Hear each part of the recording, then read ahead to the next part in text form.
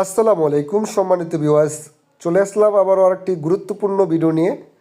যারা নতুন বাড়ি করছেন, বাথরুম তুলছেন, তাদের জন্যই উদ্দেশ্য করে ভিডিওটা করা। কিভাবে আপনারা লো কমোড ঢালাই দিবেন। ঢালাইয়ের পূর্বে আপনারা ফ্লোর থেকে 4 ইঞ্চি পাইপ 1 থেকে 1.5 ইঞ্চি উচ্চতায় কেটে নেবেন।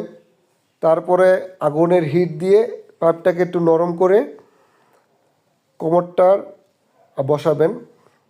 এইভাবে যদি আপনারা কমোড বসান তাহলে লিক হওয়ার কোনো সম্ভাবনা থাকবে না, লিক হবে না। এটা আপনারা খেয়াল করবেন যেন মিস্ত্রিরা এইভাবে লো কমোড বসায় ঢালাইয়ের কাজ করে।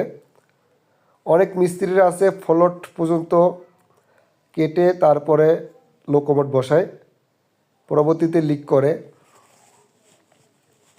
ভিডিওটা যদি ভালো লাগে অবশ্যই আমাদের ইউটিউব চ্যানেলটি সাবস্ক্রাইব করবেন, লাইক কমেন্ট শেয়ার করবেন।